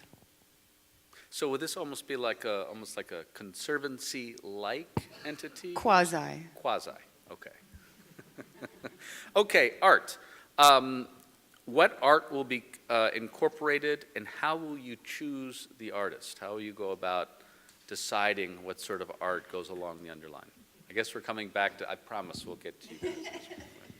We were fortunate enough to receive a grant from Art Place America for $200,000, and that was the beginning of the art expression for the project. With Cultural Affairs Committee, in partnership with them, we submitted for this grant, as well with other partners in the community, and many of you that I see in the audience, Roberto from FIU, Ravida, Rocco, and many of you who participated in that. We formed a team, received the grant, and through this we will be working with local artists and through a project for public spaces, or I'm sorry, art in public places. We will be selecting artists through a committee, through a process from the Cultural Affairs Committee. So we'll be working together to select artists with them. And we're targeting our first installation in March. And that would be a temporary installation in Brickell. Got it. Now, what about connectivity and access in terms of the neighborhoods that sort of sit alongside the underline? What will you be doing, or what's contemplated to better connect those neighborhoods with the underline? Isabel or whomever wants to tackle it. Oh, Maria. Wow. Part of this project, its significance is not only, I mean, it's all about connections, right? We're here because we've been brought together by this project. Meg has done an amazing job of just bringing so many people together, and it resonates with everyone because it connects us to each other and to neighborhoods around it. Specifically, as it relates to neighborhood, this is part of a regional plan, part of a larger plan that links to Ludlam. It links to other significant trails. And not only will it link to other trails, but also to the neighborhoods. One of the things that Miami-Dade County, through its Parks Master Plan, is working on is connectivity to those trails by working with the municipalities and working and helping them develop their own bike master plans. And those bike master plans are really about the last mile that connects to the Underline and to other key destinations. This project, like many trail projects in Miami-Dade County, are intricately linked to a transportation solution. This is part of that. This is a mobility solution, a transportation solution, and it's part of a larger regional network that we need to make this a city very vibrant and livable. Isabel or Sanjukta, do you want to speak to that in terms of connectivity? And as you look at the Underline, how it connects to the neighboring neighborhoods? Sure. Part of one thing that's very important to clarify is that part of the project really we're only intervening and designing within the Metro Rail right-of-way, which is directly under the Metro Rail. We don't have access to designing adjacent areas. However, we do acknowledge that the connectivity from adjacent areas is extremely important. So to that effect, we're actually looking at all of the streets that are meeting the Underline, whether it is through those intersections or whether they're perpendicular approaches, and designing ways in which pedestrians and cyclists can safely encounter the Underline and enter the different paths to make sure that it's basically accessible from multiple points, and from those multiple points, it's very easy for you to understand which way you're going and which path you're using. I'll just add to that. I mean, Isabel took you all through the sort of character zones that we are touching upon, and I think what we've tried to do with the help of the public process with all of you and your input is extract what is particular to every neighborhood in some ways and try to portray some of that in each of those character zones. So even at that level, at the sort of cultural level, we have tried to represent what those neighborhoods touching the Underline can bring to the Underline. Does anyone else want to speak to that? Okay. Parking. How many parking spaces will the public lose as a result of the Underline?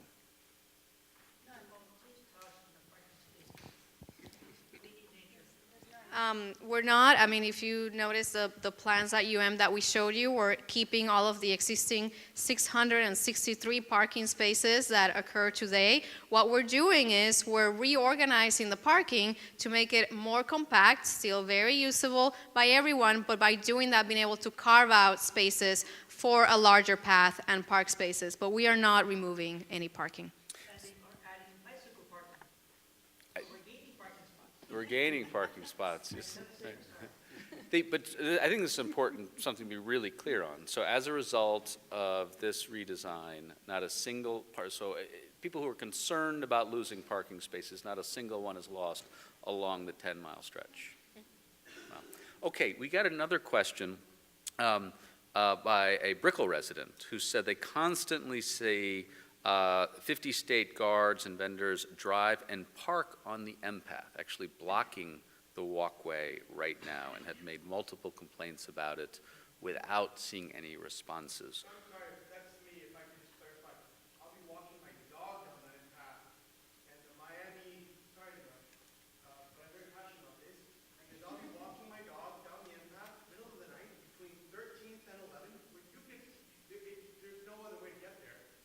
And I'll have an SUV coming right at least 20 miles an hour. It's frightening. Yeah. They might stop, and you get out of the way, and they yell at you, and they tell you, this is county property, as if they don't understand that means public. And, sorry, I'm a little shaky here, because I have multiple emails. I have emailed Alicia Bravo, Pablo Castillo. I have emailed everyone in the county saying, why can't the 50 county workers not drive on the MPATH one? Why can't Miami-Dade Metro Transit maintenance officials not drive on that as well? They park right on it. They spend a ton of money putting these non-parking signs all around that section, but they all park on it. They're aggressive towards residents. Great. Yeah. Awesome. So let's. If those same people park and drive aggressively, because right underneath it, just one other, regarding parking, they park their private vehicles right underneath the Metro Rail, right into one of the stops. Gotcha. Okay. 5, 6 cars. No, no, I hear you Okay. loud and clear. So All right. let's turn this to, Yeah. go ahead. So we have representatives from Transit here who are happy to discuss that with you for the current condition. But as we move forward with the future Underline, the way this is designed is that the only cars allowed on this corridor are maintenance vehicles from Transit. I think when you find the space activated, that people won't consider it a space that you can do whatever you want on. There's strong definition of the activities that go on in this, which is biking and walking. And so when there's more volume of activity, I think that it'll be a different environment. So hold on one second. Is there someone from the county, from the county transit? So if you could speak to that. I mean, Sure. And is that something that could just be ended, tomorrow? I mean, Yeah, in terms of- Albert Hernandez from Miami-Dade Transit, and Meg did a great job at answering part of that question. One of the things that we are adding as part of the program is going to be obviously added security once the entire 10 miles is activated. One of the things that... Yeah. So Yeah, that's noted. if I That's might, noted. we hear you loud and clear. We asked your question, which you wanted asked, so why don't you just get an answer? I wrote a letter to the mayor. I've been denied 3 times Academy Center access to attempt to talk to a transit safety officer, and I have written a letter to, and I personally handed it to Yeah. an officer out of Snell. So- on my laptop. He took the paper and said, F off. Okay. I have that all recorded on myself. Yeah, So, that- okay, so let's, Obviously- these obviously are great yeah, questions great- that really need an answer and a Yeah, and- response. But you guys, we hear Yeah. you, okay? We hear you loud and clear, okay? And But these are obviously really important behavior questions, that we should not be, that shouldn't be allowed, and it is noted, and, it's something that we will pursue. I would like to know the names of these officers so I can take up to the security officer and have them removed. Okay. Very good. So, and then going forward, though, is the thought that, just so we're clear, that there will actually be no cars allowed, including transit or police cars on the? No, Transit must have access to this corridor for maintenance. And the design team has worked very, very closely with the transit team to make sure that they can maintain, they can access the site, and we'd have to block 1 lane for that, and also, other utilities that have to be maintained, they need access as well. Got it. Now, what did you want to follow? The FPL lines, what impact will the proposed FPL transmission towers along US 1 have on the Underline?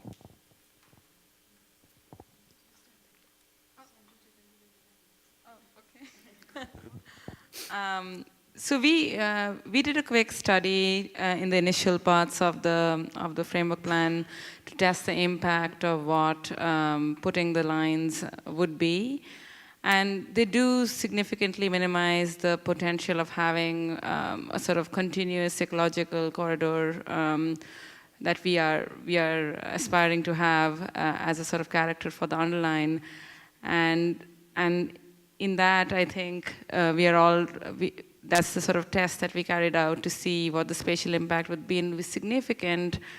And I'll let you speak to in terms of what the timeline of that impact is, but what we sort of did was what the spatial impact would be. However, these drawings have been shared with FPL representatives who are here tonight, and they're looking at those conditions to see if this impact can be mitigated, and they've been very cooperative in those discussions.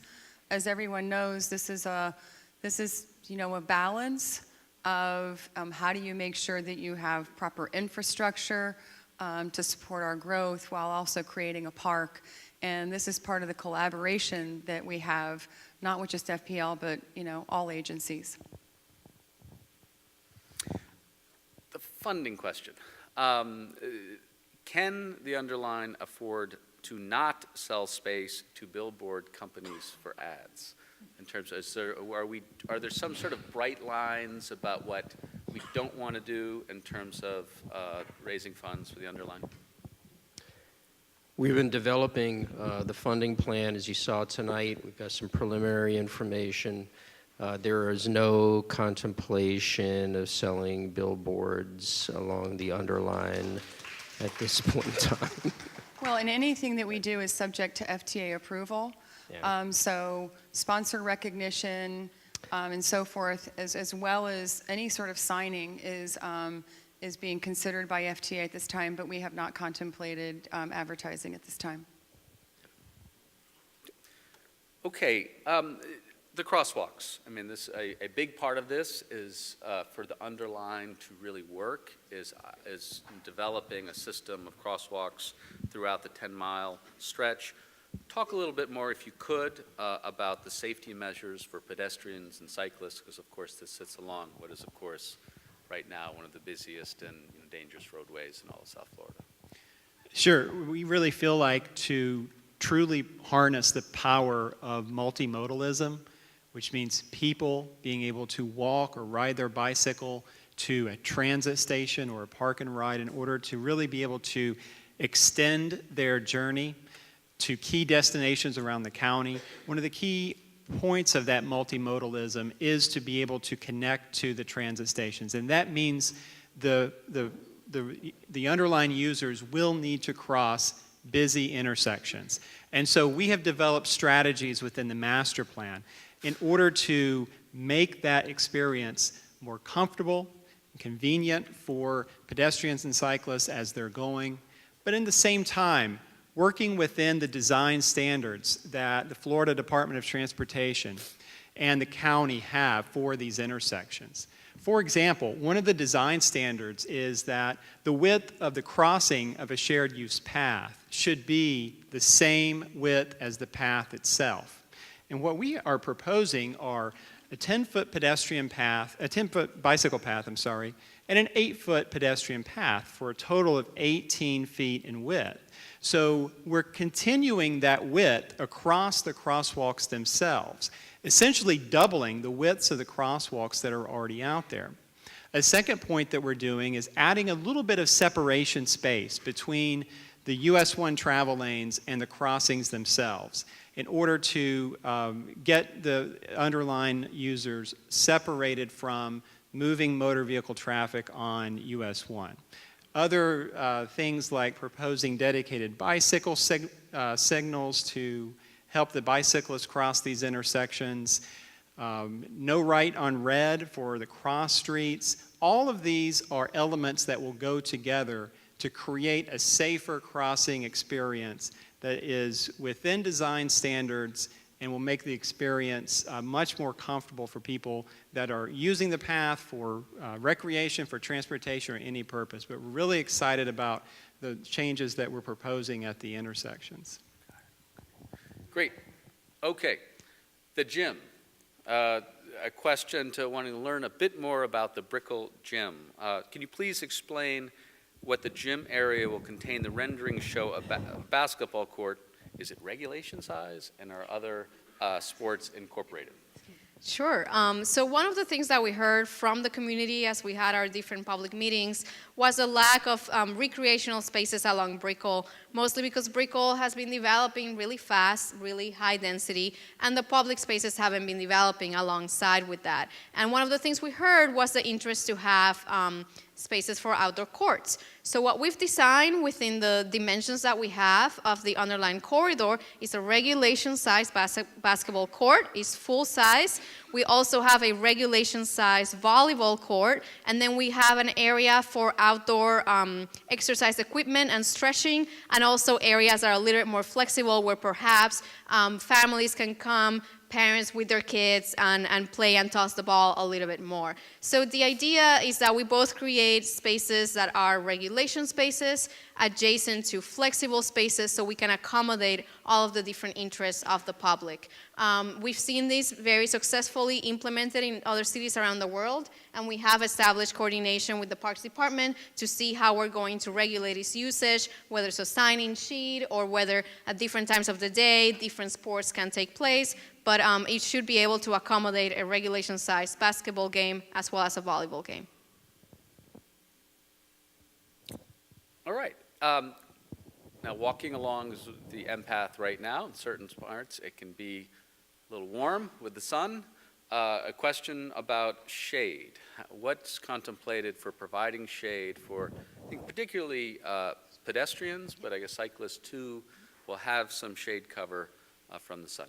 Sure. So we're looking at several things. I think one of the first things that was a very interesting and pleasant surprise to us when we first visited the M path is that when you're moving along the west side of the M path, the structure of the Metro Rail guideway actually provides and casts very dense shade. So on a very hot day, the area in its majority is actually quite cool because of that shade. So what we're doing is in its majority, we're locating the pedestrian path on that side where it gets shade because pedestrians are moving at a little bit of a slower speed than cyclists. We did ask a lot of cycling groups how they felt about shade. Obviously, we're in Miami. You need to get some guard against the sun, but because they're moving faster, they were a little bit less concerned about shade than pedestrians. Nonetheless, by also introducing a lot more native vegetation, keeping all of the existing trees that have large canopies that provide shade, and adding even more, that will also increase the amount of shade in the area. So we'll make sure that the pedestrian path is shaded in a combination of vegetation and the guideway shade, and the cycling path will also get some shade from the native vegetation. Amenities such as Wi-Fi and showers are either contemplated. Showers for cyclists, yeah. Wi-Fi, is this working? Wi-Fi is contemplated. At this point, we do not have plans. Not working. Try it, yeah. God, I'm like breaking them. I'm breaking them. Wi-Fi is contemplated. We'd love to have Wi-Fi. Showers get much more complicated. However, I think that you'll discover is when the Underline goes in and people actually do start bike commuting, those LEED certifications that require showers in the workspace will be implemented and used more often. What about, there's a question about use of solar power for lighting along the Underline? Sure. One of the things that we're really kind of exploring as part of the design of the Underline is to use passive technologies as much as possible. I mean, we are moving into an area where this is a great opportunity to explore new technologies, and part of that will be solar power. Now, one thing to note with solar power is that technologies are moving forward quite a lot, but they're still not 100% reliable. So we are looking to power our lighting by a combination of solar and electrical power. So on a cloudy day or during a case of a storm or a lot of shade, we can still make sure that our lighting is on at night using the electricity, and using solar power everywhere we can to activate some of those amenity spaces that we showed you, such as the areas around the UM colonnade. Yes, we're also using all LED lights. Thanks, Meg, for reminding me. LED lights have a very long lasting duration. They require less maintenance, and they also use a lot less power. So we're trying to use green technologies as much as possible. Landscaping. Can you explain a little bit about what type of landscaping will be included? Will there be native plants, edible plants, butterfly gardens? So part of our landscape palette is to include native plants within the majority of the project, mostly because they do very well. This is their environment. They're unique to Florida, but they also require a lot less maintenance than other plants are not native. So the majority, I would say up to almost 99% of the planting palette will be native. We're also incorporating butterfly gardens. These are areas that we envision will be smaller. We'll have a more varied planting palette of flowers that attract those butterflies. We know this is a very important butterfly corridor, and we want to reinforce that, but these will be a lot smaller pocket-sized gardens for that effect. So if, and someone just texted, so I know this is kind of cheating, but oh well. So if showers are complicated, bathrooms, will there be bathrooms along the Underline?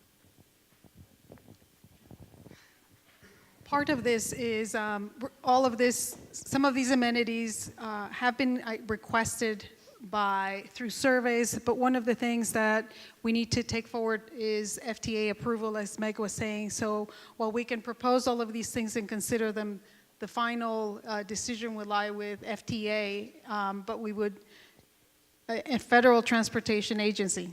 Thanks, Roger. So we would like to have additional bathrooms on the trail. I think that's one of the things that was requested, and Meg, you can talk about that a little bit more, but people want bathrooms. Yeah. And they made it very clear in the surveys that that they completed, as well as our initial public meetings. But we just have to see cost, what can be implemented, what's going to be approved. I do want to hop back very quickly to the planting palette. Fairchild Tropical Botanic Garden was our horticultural consultant. They did it pro bono, and they were an incredible partner. After this public meeting, all 422 pages of the master plan will be available on our website once we get the capability to do it. And so expect that within the next couple of weeks, because there is great detail in the plants that have been selected, and the design team has really spent a lot of time working on the right palette by area and by family and ecosystem. Okay, how will local businesses benefit from the Underline, and will they contribute funds for the path? Well, I think one of the really exciting parts of the Underline is what we've seen in other communities, is that when you put a green space down in front of business, business improves, because people are using that space in front of their new front door. And we really see the Underline not as just the 100-foot wide right-of-way, but those adjacent businesses and how they can benefit. Our board has a committee called Business Innovation, that's led by Mark Trowbridge, and we're going to be putting together packages that can help, and toolkits for businesses to understand how they can connect, brand, and become part of the Underline fabric. Should they contribute? Yes. Everyone should contribute. Everyone needs to contribute, because this is part of building an incredible green business ecosystem that will drive the transportation, for the future vision for transportation in our community. Just as a quick follow-up, are there some mechanisms that can be created where people who are nearby, impact fees, whatever it might be, can be automatically poured into maintaining the Underline? Is something like that possible? Those things are possible. We're really exploring all those types of issues, speaking with the agencies at the county level and in the cities. I believe the City of Miami, pardon me, the $1 million appropriation is getting funded from impact fees adjacent to the Brickell area Underline. So those types of things, those mechanisms are available, and we're pursuing them. And a follow-up on a funding question, we got a question of when are you going to start posting financial information online? We actually if you're speaking to Friends of the Underline, our annual Form 990 tax return is, if it isn't already up, it should be up shortly on guidestar.org. That's a national website for all nonprofits. We will be putting up our annual report on our website probably the end of this year as we finish up the year. Okay, a question about homelessness. A lot of homeless people occupy this area. What are you going to do to address this issue? How do you sort of view this challenge, if you do see it as a challenge, and what are the ways to deal with it? A couple of things. I think once you activate a space, you will see that a lot of those issues go away. Having said that, there is, in many places, some of those issues that persist. One of the things that the county has is a homeless trust. So we'll be working with them to address this issue. Okay, another amenities question. Bike share, is that contemplated along the Underline? And are things already in the works for a partnership with City Bike? That's actually a transit agreement, which is something that we're excited about. Makes sense. It's being done everywhere else. So I think that it's definitely in the pipeline, and I cannot speak to the agreement that Transit's working on with City Bike or other groups. So Transit's working on an arrangement to have bike share along the. Try to speak to that. Yeah. There he is. Yes, we actually have a request for proposals that will go out in about a month for solicitation of City Bike or any other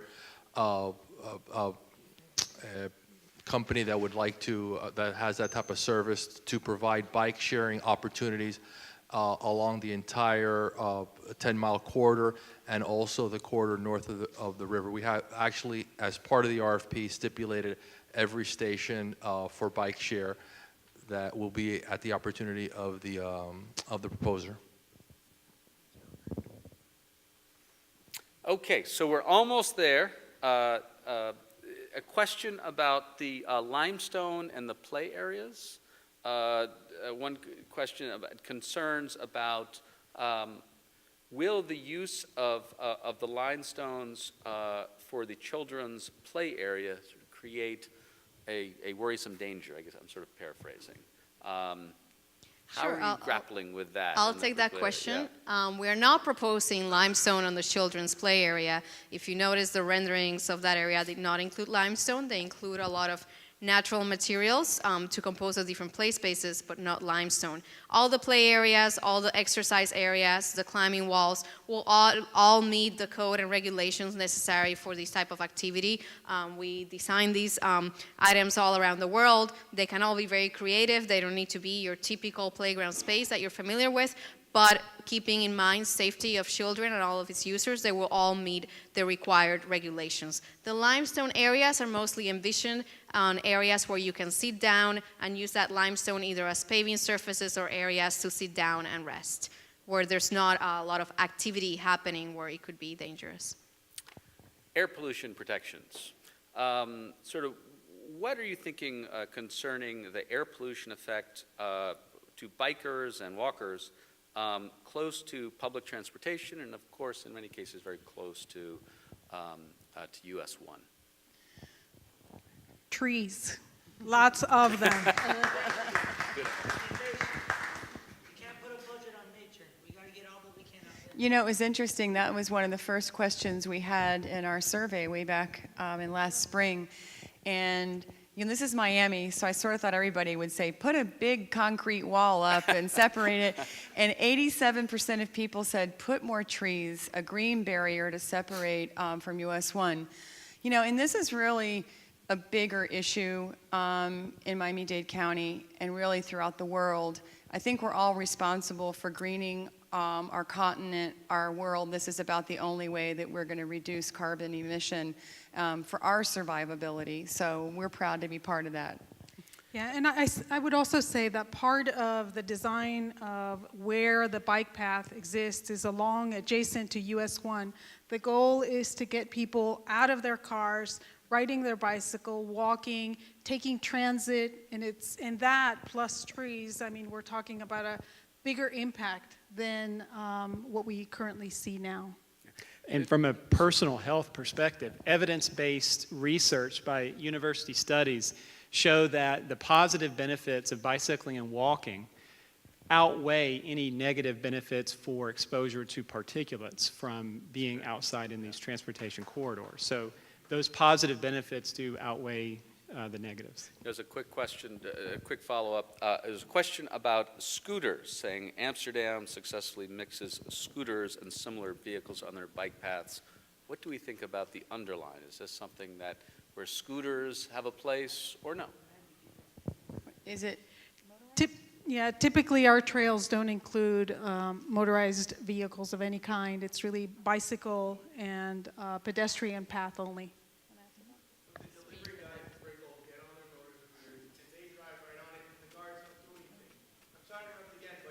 You know what, though? But you can talk to him.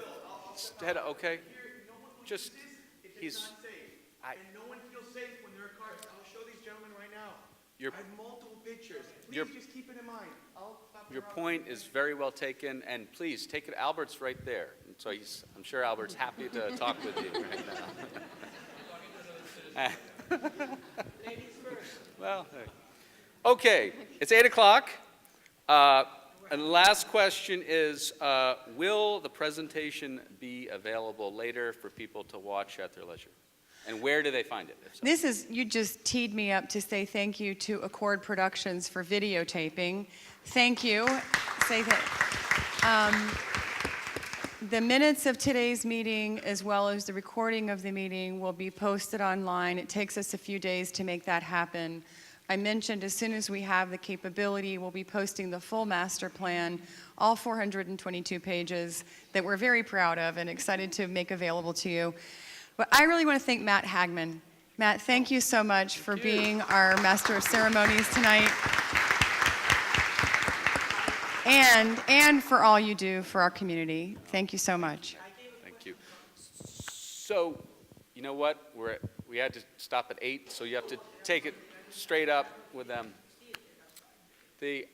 Let's thank our panel. Let's especially thank Meg, but